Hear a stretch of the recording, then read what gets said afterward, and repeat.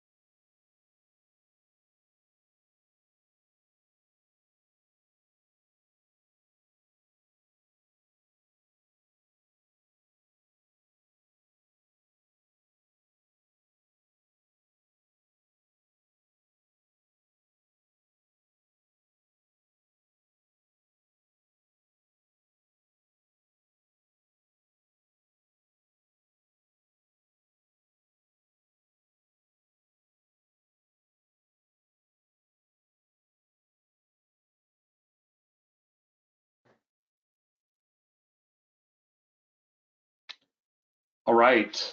Good afternoon, or it's afternoon where I am. My name is Brant Mackey. I am the VP of Field Engineering here at AttackIQ, and I will be walking you through a demonstration of the AttackIQ platform.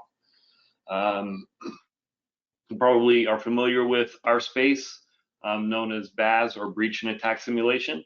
So we do appreciate Gartner giving us a label, but if we were to, and this is just the philosophy of Brant, if we were to have the opportunity to give this space a label, or give a label to what we believe we are contributing to the space, it is continuous security validation. So we built this platform to test security controls, to answer very difficult questions about how effective are my security controls today? Are they doing what I think they are doing? Are they capable of preventing the adversary and blocking adversarial behavior or bad behavior, or are they even functional, or are they turned on? So that was the genesis of AttackIQ. The founders have actually worked several different types of jobs in the security space, either building products or red teaming or implementing security. And the common theme was we've been doing this for a long time. There's been a lot of new security tools that come out. There's new ones that come out all the time, but the bad guys are still being successful. And so why is that? What are they doing? And so why aren't my tools effective? And well, to answer that question, what do you think your tools are doing today? And now let's answer the question of, are they doing that? And so this concept of this platform was born.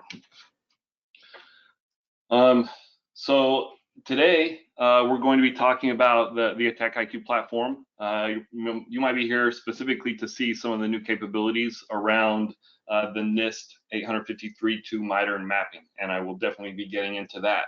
That was one of the feature set highlights of this webinar, but I do want to cover some of the basic groundwork before I get there. So with that said, we are a platform that is designed to validate security controls. We want to do that in the context of your production environment. So there's a lot of different ways that you can play in a lab environment. You can test the different tools you have, make configuration changes, retest, and do a lot of exploration and do dangerous things. That's not exactly what we designed this platform to do. We actually want to answer the question of how effective are these tools at defending your environment today? Not the theory behind what they can do, but what they are doing. And so we built this platform to deploy out into your production environment and test existing security controls.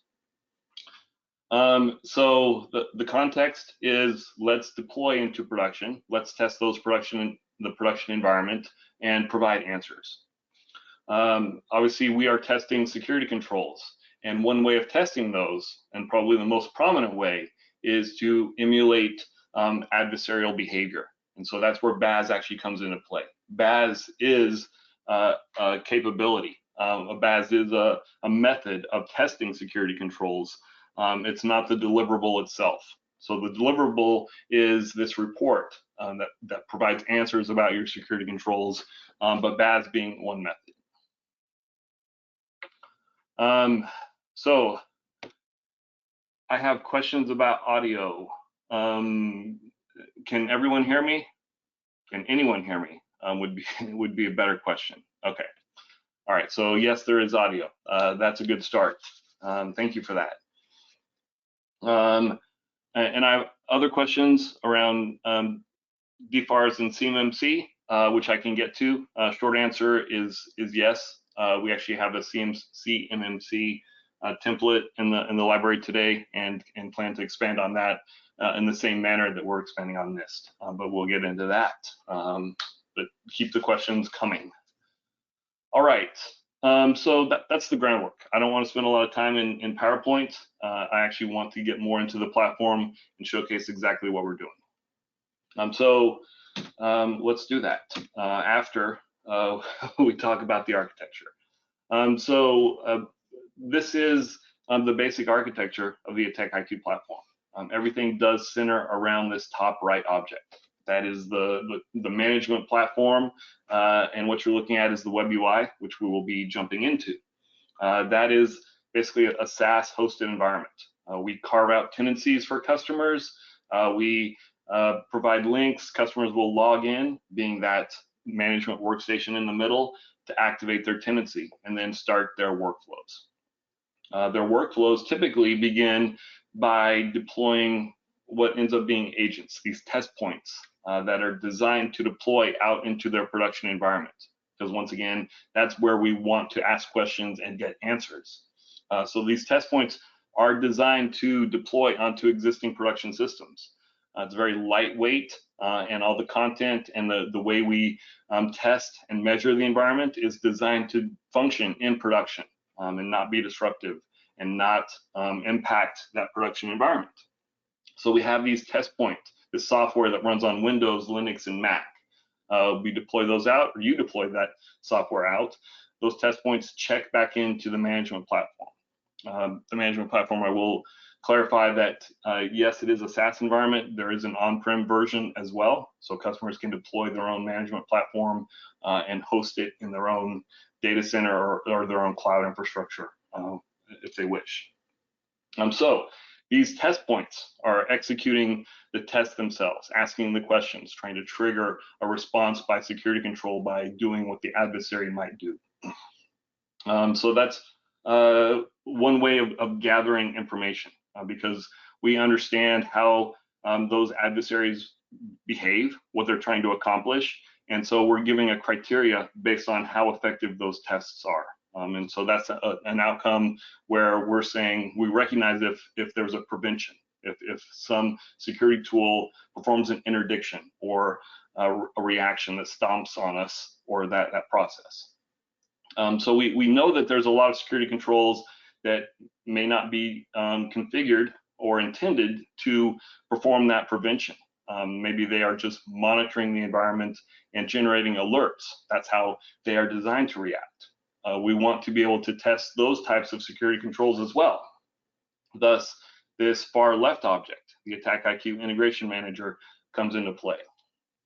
So this is our footprint in the production environment that is co-located typically with the consoles of these security controls that are running. As these different test points are running their test cases and potentially generating alerts on those consoles, we tap into those consoles. We look at that alert feed, at that console feed, looking for alerts that match our behavior so that we can give attribution to a security control that may or may not have prevented a behavior or an attack, but did create an alert. And so we can connect directly into a technology like CrowdStrike or Carbon Black if we're talking about the EDR world, or Palo Alto if we're talking about the network world. But then we can connect into the SIM as well.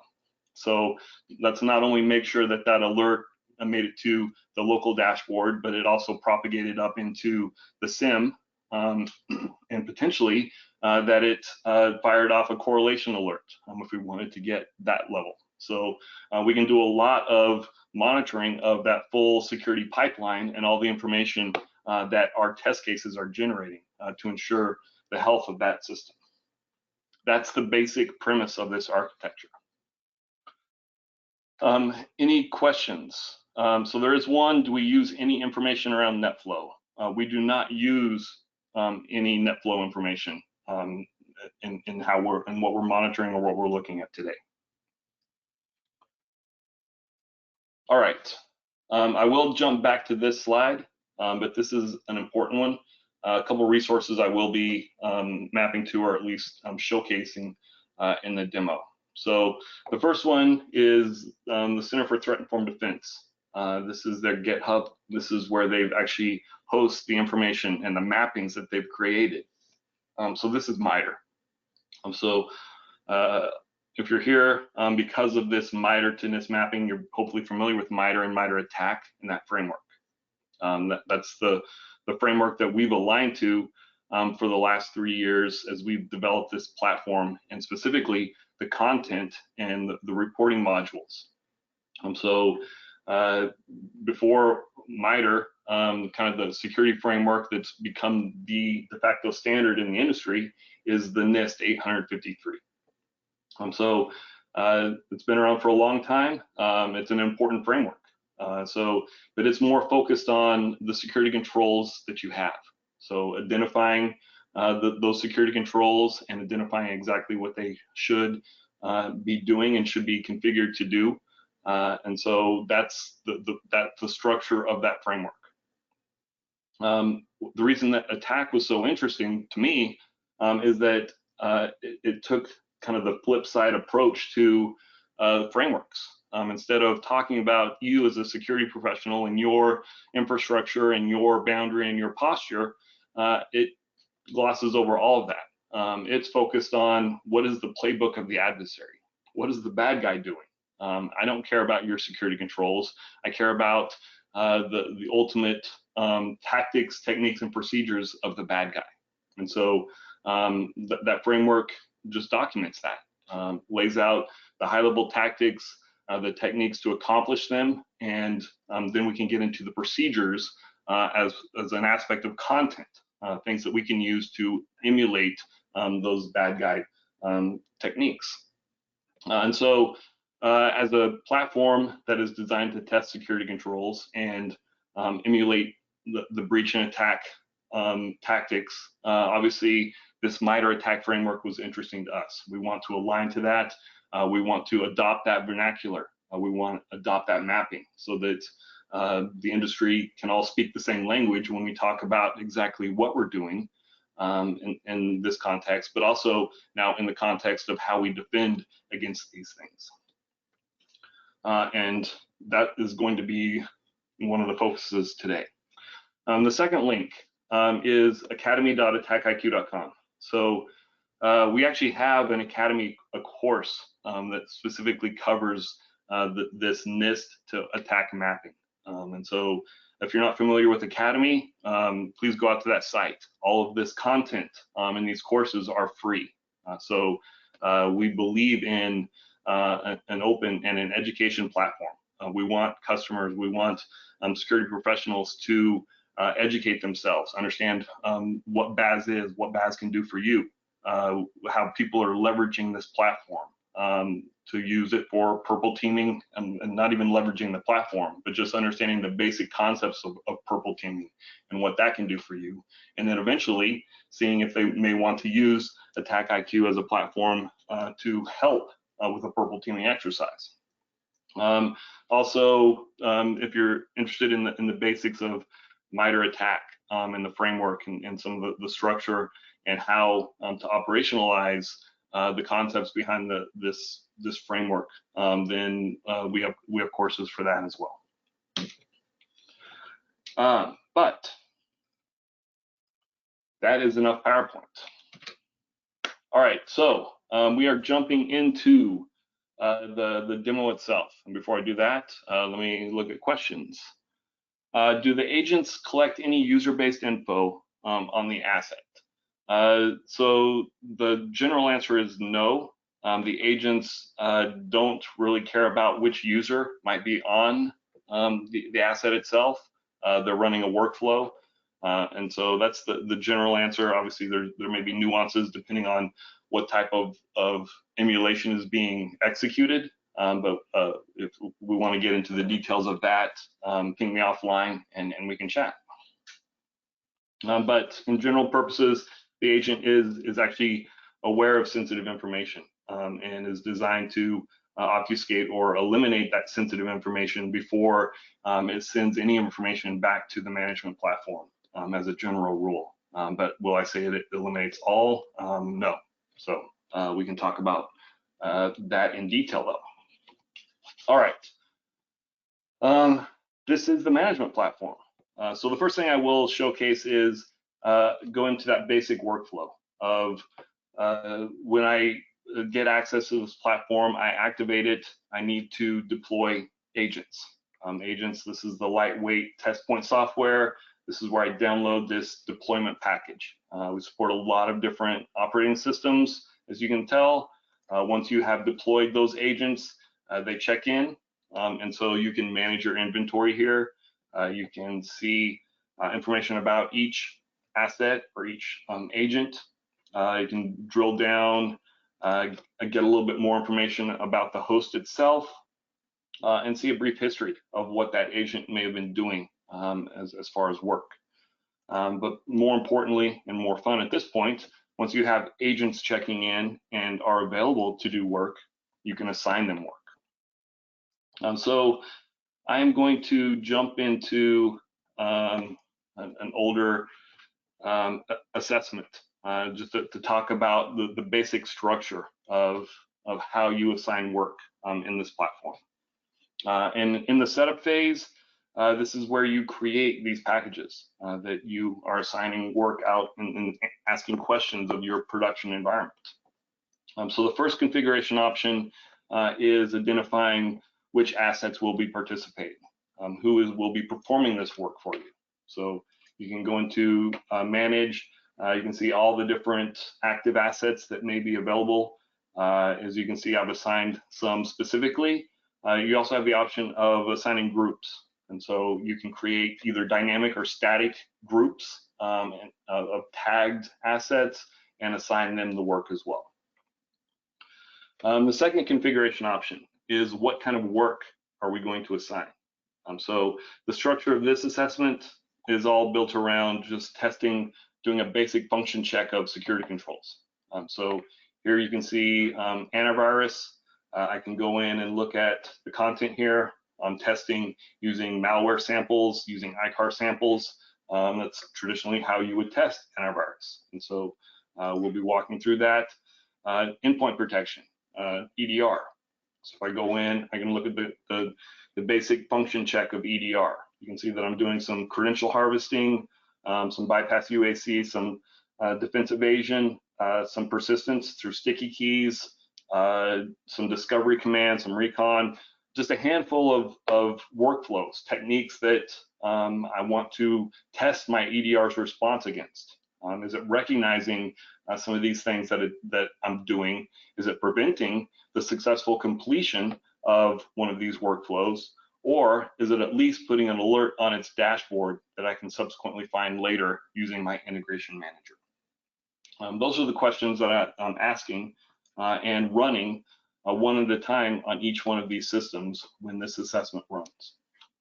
But that is the basic setup of an assessment in the AttackIQ platform. So once you have that setup completed, you can obviously run your assessment. You can schedule.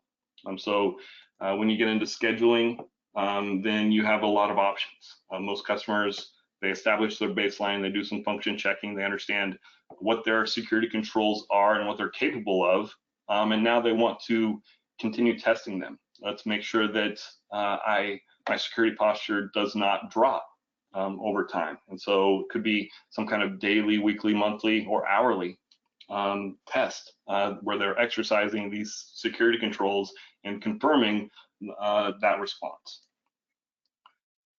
But let's get into the results of an assessment.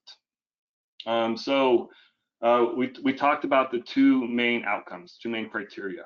The first one being prevention. So each scenario that we run does have some kind of success criteria. It's trying to accomplish something. If it's trying to establish persistence, it may be trying adding an executable to the startup folder, or maybe modifying a registry key.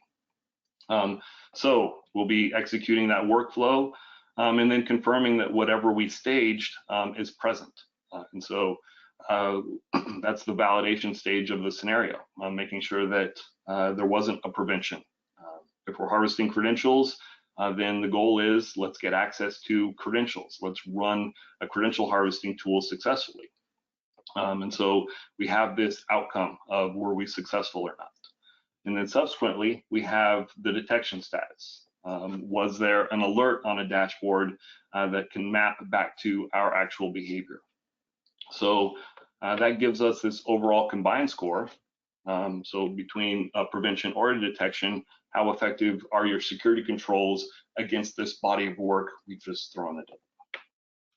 If we scroll down, we see a lot more kind of ways to slice and dice the data. The different test groups we've established, you get the numbers individually there.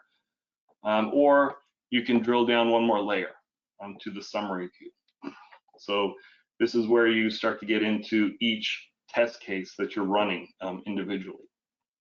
So each scenario, we call it, or test case, is listed. You see the asset in which it ran, and then you have the two different statuses. You have a prevention status and a detection status. So you can scroll through and see all the different things that we were running here, testing. I got some blocks here, finally. Testing web access to Instagram. So I do have an environment that has a Palo Alto that has a policy where it's doing content filtering and it's blocked social media. So I can go to page 2. You'll probably see a lot more of those. So testing that policy is one thing. Dumping browser passwords using lasagna. So I can see that my CrowdStrike did block that, and there was an alert as well. So I'm going to pause here and take a look at questions. Is there any integration with asset management tools? So today I would say we don't integrate with asset management tools in the traditional manner. So, but we can, I'd be interested in exploring that and your ideas around that if you ping me offline. For Palo Alto, are we referring to the Cortex agent? So actually, in this case, we're referring to Panorama. So we're testing the firewall. In this particular case, I don't have Cortex in the lab that I'm showing today.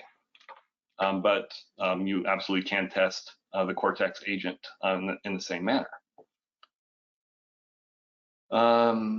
Yeah, so the follow-up question, yeah, we're actually in testing Palo Alto. I'm looking at Palo Alto logs. As you can see, we're looking at Palo Alto logs directly, but we're also seeing the Palo Alto logs as they feed into Splunk as well. And so in this case, we saw them both. And then is there an attack tree view by chance that displays the results? So let's get into kind of the view here and what information is important. So in this case, we went out to a gun site. So in my Palo Alto policy, I have a lot of different categories that block, guns being one of them. So I can go out to the detection details. Let's see what Palo Alto said. It recognized that there was a connection out to web browsing, a weapons category. If I want to view the raw log, I can see that here. So I'm not going to dig too deep into that, other than you can see that we're pulling information about what we matched in Palo Alto. I can look at the same thing. So Palo Alto via Splunk, I can see that Pan called this a threat, and it was detected that I matched there. So just an example of the information that is available. And I'll put off the second part of that, the attack tree, until we get into some of the reporting parts of the demo.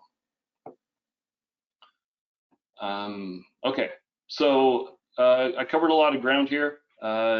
Hopefully you understand the basic premise of the platform. So we have a presence out in that production environment. We can give these test points a lot of different types of work to do. Sometimes they're evaluating security controls on the endpoint where they are coexisting. So sometimes they are using the network, maybe communicating through the boundary, or interacting with that local network to exercise security controls in that area. So a lot of different ways to test those security tools, but that's the basic flavor of the platform, and this is the interface that facilitates that.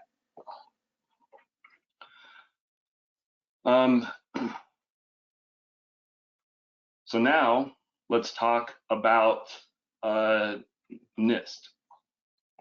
Couple more questions here. How lightweight is the agent, and how it controls different application flavors through configs or YAMLs?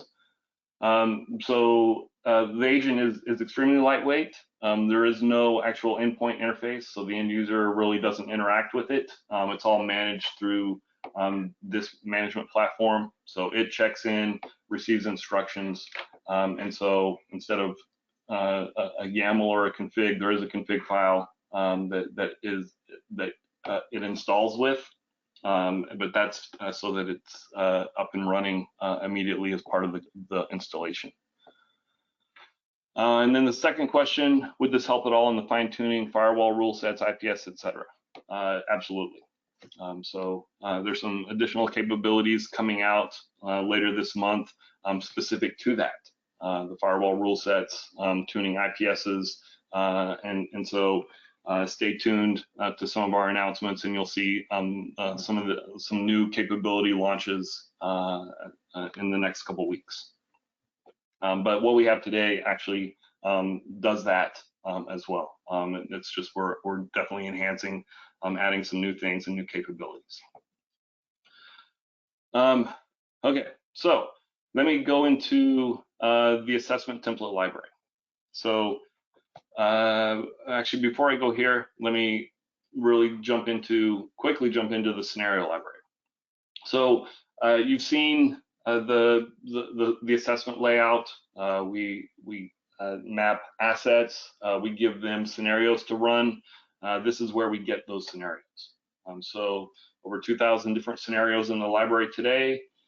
This is the card view. Let me toggle over to the list view.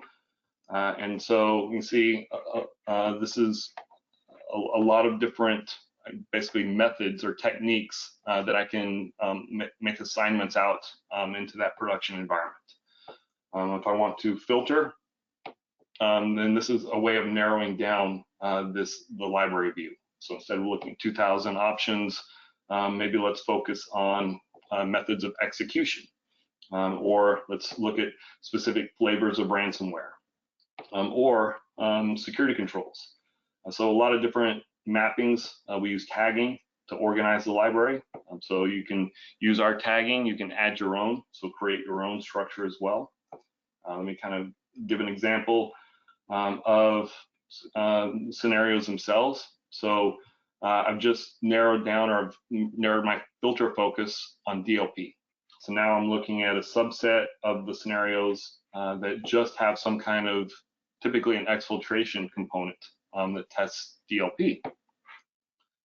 So if I go into a scenario, I can look at the details. So here, the first thing you see is we provide access to the source code of this scenario itself. So we are not a black box testing solution. We are an open systems testing platform. One aspect of testing in production is we want customers to understand exactly what we're doing.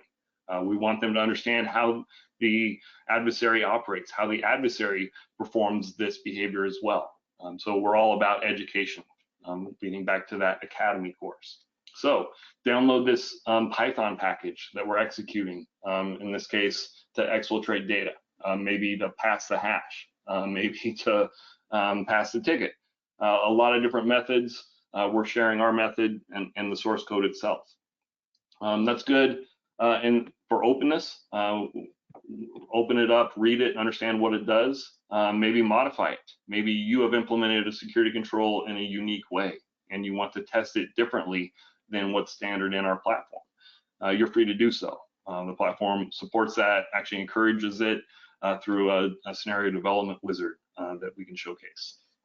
But in this case, we have a description describing what this scenario does.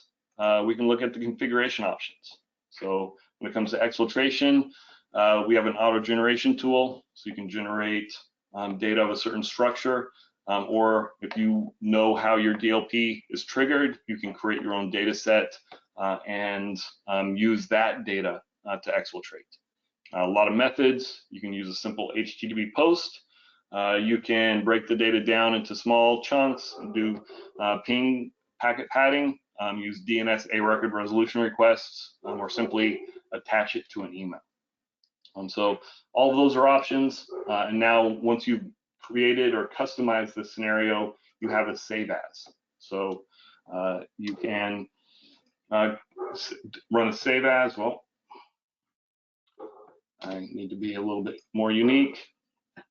And so I have a data exfiltration copy. So that's a unique scenario in the library that's available for me to assign immediately to an assessment and have it run. All right, so that's the basic structure of the scenarios. All right, let's see, questions. Does it come with an attack dog as well? It does not, but if you want one, I'm sure we have a sales guy that could find one and add that as an option. All right, so you've seen the scenarios, hopefully have an idea of what the scenarios are capable of. Now let's talk about templates.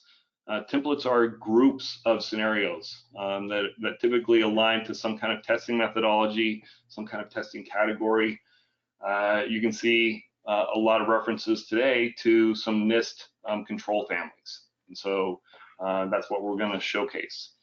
Before I get too deep into this, I want to talk about where these came from.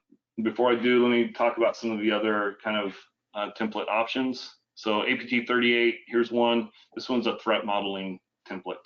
And so APT38, you can go out to the MITRE site.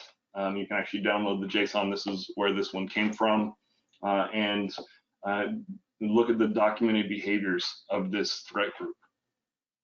Take that JSON, import it into the platform, and it will create a template that takes all of the TTPs in our platform that match their documented TTPs, and now you can test yourself against this threat group, as an example.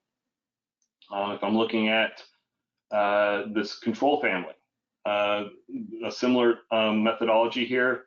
There's a mapping that was performed by MITRE in conjunction with NIST. And let's go out and actually talk about that. So that first resource that I mapped to, if you go out to it, the GitHub Center for Threat Informed Defense, Attack Control Framework Mapping, then you land here. And so a lot of information on this page. You see the actual NIST mapping. So this is where they came. They've gone through and mapped the different NIST controls to the TTPs in the MITRE framework. So we'll get into some of the layers in a second. I think the first thing I'll click through is the spreadsheet itself. And I think I have a copy here. Yes. Okay. So if you come out, you can download the spreadsheet and take a look. So the actual format is you have the control ID, the control name, mitigates the technique ID. So this is the NIST control number. This is the TTP ID number that's assigned by MITREATTACK. And now you have a mapping. And so you can scroll through this massive list of mapping that as MITRE has set up. So understanding account management and what that control is, here are different ways of testing your implementation of account management. And so just going control by control, and then looking at the MITREATTACK TTP ID options of how one might exercise that control. So that's the premise. That is what everything was based on. This was released and published in December of last year. And so we've taken this publication and these mappings and put together the templates that you see here. So understanding the CA controls, looking at the TTPs that have been mapped to test the CA controls. It actually comes in a lot of different tactics according to MITREATTACK, but we put them all together here. So let's actually go in and take a look. So if I look at the control family, you have the different summary view, and so testing against those controls, understanding where your security controls will respond and react. So this is the basic mapping. Let's talk about reporting. I think I'm in the wrong assessment.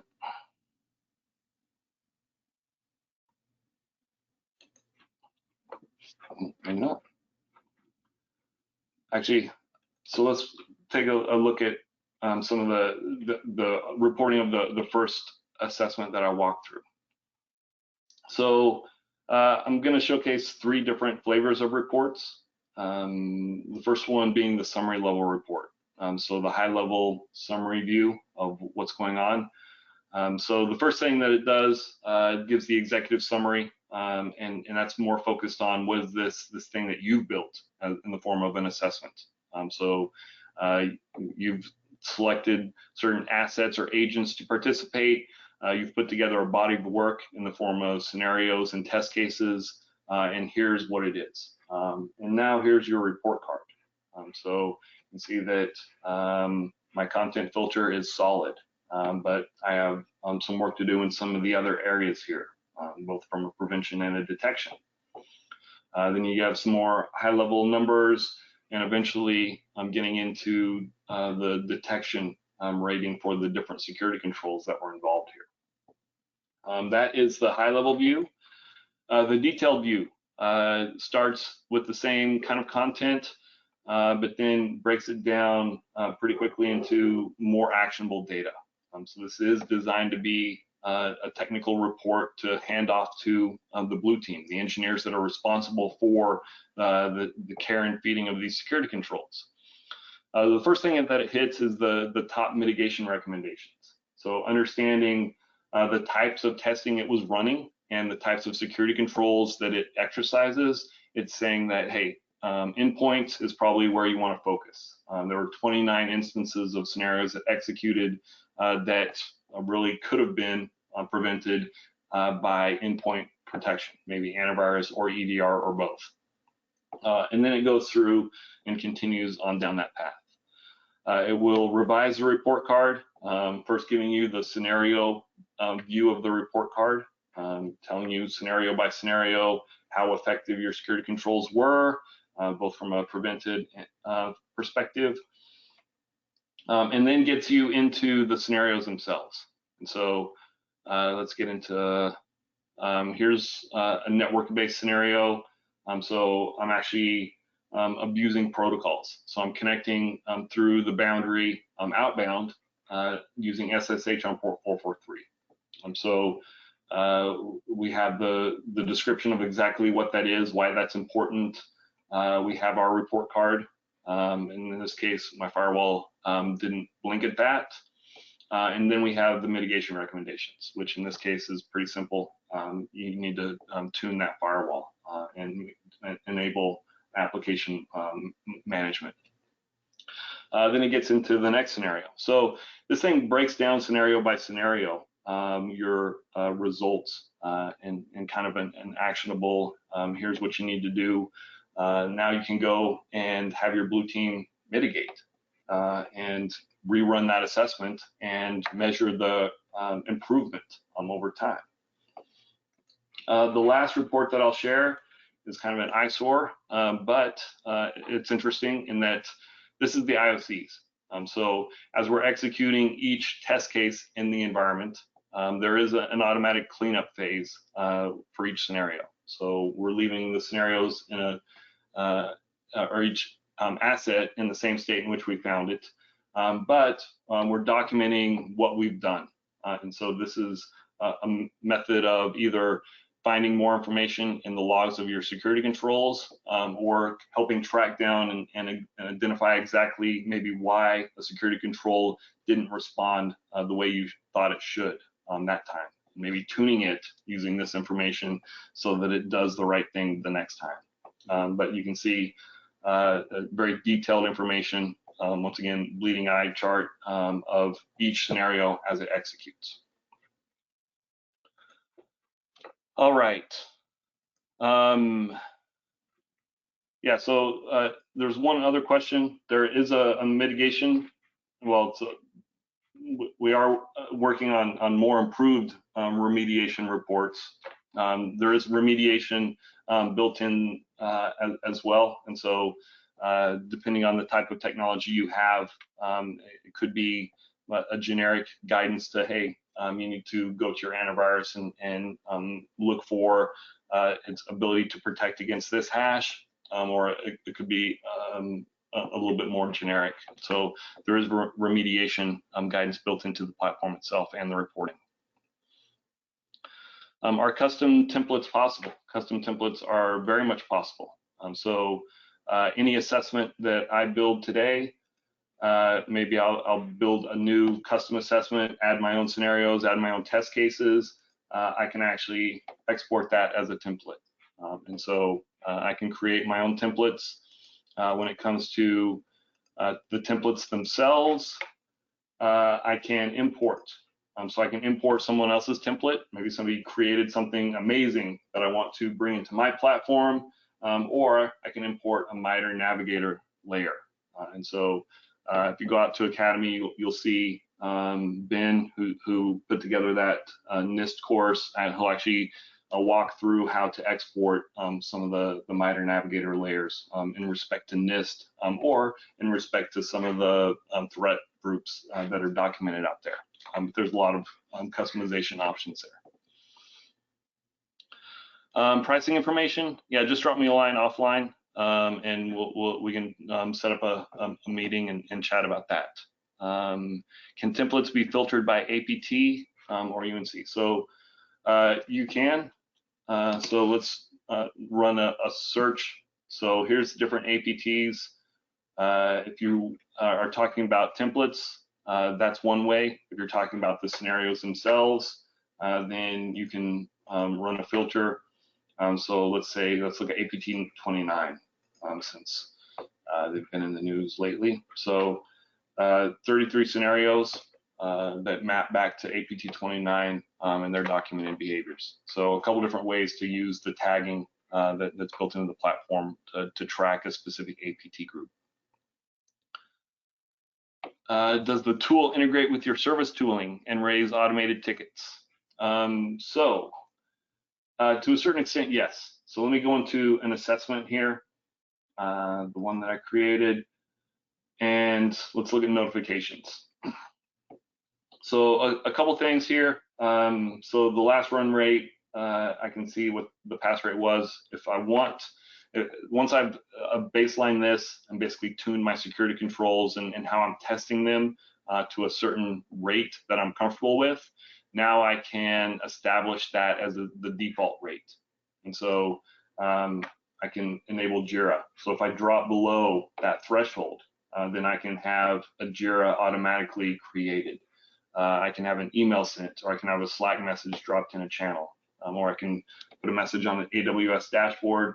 There's a couple others that are in beta, and so there's a couple flavors that we can chat about specifically if you have one, and I imagine I know the market leader is one that could be exposed and is in beta format right now for us.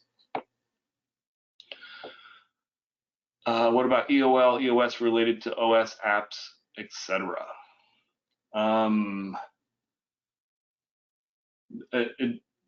That's a tricky question. It depends. So there is content. We do test Windows 7. We have an agent that runs on Windows XP. It's not advertised, but the reality is those systems are pretty vulnerable. Running the exploits on those systems themselves that you know about isn't that valuable because you know what's there. Where it becomes interesting is where you have compensating controls. So you probably have a waiver for that system because it's an application. You can't update the operating system of it, but you've implemented compensating controls to mitigate against the actual vulnerability. So maybe instead of trying to test that OS specifically, you would rather test the compensating control or that security piece. And so that's where the platform is more often used. But I'm happy to talk about specific use cases or examples if you want to ping me offline. So a couple of minutes over time, but it was valuable. I definitely appreciate the questions. Hopefully I talked enough about the NIST to give you guys an idea of what the platform is capable of. Once again, feel free to go out to the GitHub site from the Center for Threat Informed Defense, where they published the framework and the mappings, and feel free to drill into some of the layers. So you can open up the different MITRE-ATTACK views and see in the visual format how some of the controls of NIST map back to content in the platform itself. I'll keep the questions coming. I'll stick around. Any performance issues on thin client? So I mean, the agent is designed to be very lightweight. It is not like a traditional security agent because it actually doesn't have any kind of security responsibility on the endpoint. It doesn't have to monitor disk, monitor network. It's not monitoring anything. It's typically sleeping unless it's running one of these simple Python scripts that typically don't consume resources. But with that said, it does consume resources, and so it depends on what resources are on your system. So we don't have a problem with performance impacts, but I'm an engineer, so I'm never going to say never. And so we can talk about your use case, these systems that you have deployed, and what kind of testing you're interested in performing on them. Oh yeah, so CMMC. CMMC is the next step. CMMC is based off of the NIST 853. So yes, absolutely taking it there, and here it is. So you can see that we have a template specifically for that. Test cases mapped to those identified controls, and are continuing to expand that capability and the content specifically for that. And then the last question, there will be a recording. So the webinar software typically takes about 24 hours to process a recording. Everybody that's registered will get a link to access the recording. So feel free to download that within 24 hours. If you don't get that, feel free, once again, to ping me directly as well.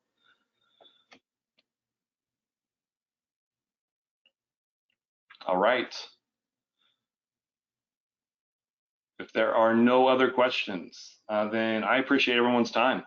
Thanks for jumping on. Hopefully you gained a little bit of knowledge about the AttackIQ platform and this NIST and MITRE-ATTACK mapping, and are interested in exploring more. Please reach out if you are, and we're happy to engage and chat.